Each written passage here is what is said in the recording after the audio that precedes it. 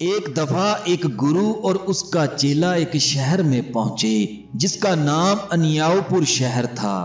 ناظرین گرامی، انیاؤ نیاؤ سے نکلا ہے۔ نیاؤ کے معنی ہیں انصاف کے اور انیاؤ کے معنی ہیں بے انصافی کے، لہذا انیاؤ شہر کا معنی ہوا بے انصافی کا شہر۔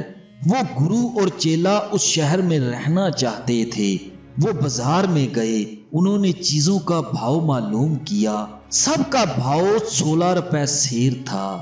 گیہوں بھی 16 روپے سیر، چنے بھی 16 روپے سیر، گھی بھی 16 روپے سیر، نمک بھی 16 روپے سیر اور گوشت بھی 16 روپے سیر تھا۔ غرض سب چیزوں کا ایک ہی بھاؤ تھا۔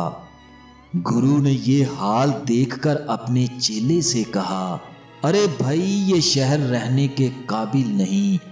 یہاں کھرے اور کھوٹے کی کوئی تمیز نہیں۔ یہاں سب کھرے اور کھوٹے ایک ہی بھاؤ ملتے ہیں۔ چیلے نے اپنے گرو سے کہا، ارے گرو جی، یہاں رہیں گے، خوب گھی کھائیں گے، گوشت کھائیں گے، طاقتور ہو جائیں گے، موٹے ہو جائیں گے، یہاں رہتے ہیں۔ مگر گرو راضی نہ ہوا۔ آخر کار چیلے نے اپنے گرو کو راضی کر لیا اور دونوں نے وہاں رہنا شروع کر دیا۔ اب چیلے نے وہاں رہ کر خوب گھی کھایا اور گوشت کھایا اور خوب موٹا تازہ بن گیا۔ ایک دفعہ دونوں گھوم پھر رہے تھے کہ ایوان شاہی کی طرف جا نکلے۔ وہاں کیا دیکھتے ہیں کہ ایک مقدمہ لگا ہوا ہے۔ دونوں ایوان شاہی کے اندر داخل ہو جاتے ہیں۔ مقدمہ یہ تھا کہ 2 چور کسی مہاجن کے ہاں گئے تھے۔ چوری کرنے کے لیے انہوں نے دیوار میں نقب لگائی۔ ایک چور باہر پہرا دینے کھڑا ہو گیا اور دوسرا چور اس نقب کے ذریعے سے اندر داخل ہونے لگا تو وہ دیوار اس چور کے اوپر گر پڑی اور وہ چور اس دیوار کے نیچے دب کر ہلاک ہو گیا۔ لہذا دوسرے چور نے راجا کے دربار میں مقدمہ پیش کر دیا کہ اس مہاجن نے وہ دیوار کمزور کیوں بنائی تھی جس کی وجہ سے میرا ساتھی ہلاک ہو گیا۔ راجا نے مقدمہ سن کر اس مہاجن کو حاضر کیا۔ اس مہاجن نے سارا قصہ سن کر عذر کیا کہ جناب، میرا قصور نہیں، مستری نے ایسی دیوار بنائی تھی۔ لہذا مستری کو حاضر کیا گیا۔ مستری نے سارا قصہ سن کر کہا، ارے میرا کوئی قصور نہیں، مزدور نے مجھے گارا پتلا دیا تھا جس کی وجہ سے اینٹوں نے آپس میں مضبوطی نہیں کی۔ لہذا مزدور کو حاضر کیا گیا، اس سے پوچھا گیا، اس نے کہا، جناب میرا کوئی قصور نہیں، پانی لانے والے نے گارے میں پانی زیادہ ڈال دیا تھا۔ لہذا پانی لانے والے کو حاضر کیا گیا، اس نے کہا، جناب میرا کوئی قصور نہیں، جب میں پانی لا رہا تھا تو سرکاری ہاتھی میری طرف دوڑ رہا تھا تو اس ہاتھی کے ڈر سے مشک میرے ہاتھ سے چھوٹ گئی اور گارے میں پانی چلا گیا۔ لہذا اس ہاتھی ہانکنے والے کو حاضر کیا گیا، اس نے کہا، جناب میرا کوئی قصور نہیں، ایک عورت جا رہی تھی، اس نے زیور پہنا ہوا تھا، اس زیور کی کھنکھناہٹ سے ہاتھی ڈر گیا اور یہ معاملہ ہو گیا۔ لہذا اس عورت کو حاضر کیا گیا۔ اس عورت نے کہا، جناب میرا کوئی قصور نہیں، سنار نے پازیب ایسی بنائی ہے کہ اس میں باجا ڈال دیا۔ لہذا سنار کو حاضر کیا گیا۔ جب سنار نے سارا قصہ سنا تو اس کو کچھ جواب نہ آیا۔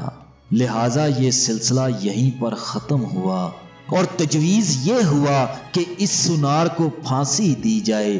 اس کو پھانسی پر لے گئے اور گلے میں پھانسی ڈالنے والی رسی ڈالی گئی، مگر کیا ہوا کہ سنار کی گردن پتلی تھی اور رسی کا حلقہ بڑا تھا۔ راجا کو خبر کی گئی کہ جناب سنار کے گلے میں رسی پوری نہیں آتی۔ اس کے بعد یہ تجویز کیا گیا کہ شہر میں ایسے شخص کو ڈھونڈا جائے جس کے گلے میں رسی پوری آ جائے۔ تلاش کرنے پر وہی چیلا ان کے ہاتھ آیا، کیونکہ اس کی گردن کافی موٹی تھی۔ اس کو پھانسی کے تختے پر لے گئے۔ جب رسی اس کے گلے میں ڈالی گئی تو رسی اس کے گلے میں پوری پوری آئی۔ جب چیلے نے یہ معاملہ دیکھا تو اپنے گرو سے کہنے لگا، ارے گرو جی مجھے بچاؤ، یہ کیا ہو گیا؟ ارے گرو جی مجھے بچاؤ۔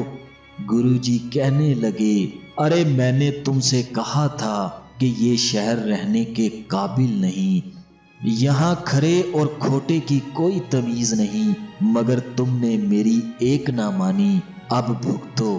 اس پر چیلے نے مزید کہا، ارے گرو جی میں آپ کا بچہ ہوں، آپ کا چیلا ہوں، مجھے بچا لیجئے۔ چیلے کی یہ باتیں سن کر گرو سوچ میں پڑ گیا۔ پھر گرو نے اپنے چیلے کے کان میں کچھ کہا اور یک لخت دونوں ایک دوسرے سے جھگڑنے لگے۔ گرو کہنے لگا، پہلے مجھے پھانسی دو۔ نہیں نہیں، رسی میری گردن میں پوری آئی ہے، پہلے مجھے پھانسی دو۔ لہذا اس جھگڑے کے معاملہ کو راجا کے سامنے پیش کیا گیا۔ راجا نے سارا واقعہ سنا اور ان سے وجہ دریافت کی کہ تم پھانسی پر کیوں چڑھنا چاہتے ہو۔ گرو نے کہا، جناب آج ایسا دن ہے کہ جو کوئی بھی پھانسی پر چڑھے گا سیدھا بہشت میں جائے گا، اس لیے ہم جھگڑتے ہیں کہ پھر ایسا دن نہ ملے گا۔ راجا نے جب یہ سنا تو اس نے کہا، اس سے بہتر موقع کہاں نصیب ہوگا، اس لیے پہلے مجھے پھانسی دو۔ چنانچہ اس منحوس راجا کو پھانسی دے دی گئی، اور ایسے راجا کو پھانسی ہی دینا اچھا تھا۔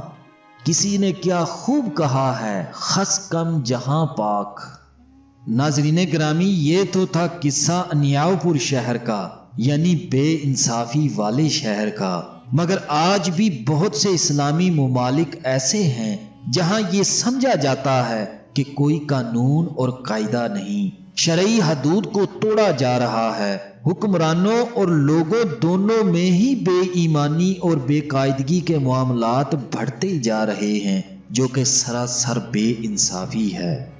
حکمران ہو یا رعایا، وہ اگر بے قاعدگی والی زندگی نہ چھوڑے گا تو بہت جلد گھاٹے والی زندگی سے مل جائے گا، اور وہ ایسی زندگی ہے جو اس دنیاوی زندگی کا اجر ہے۔ جو کوئی ادھر بوئے گا وہی کچھ ادھر کاٹے گا۔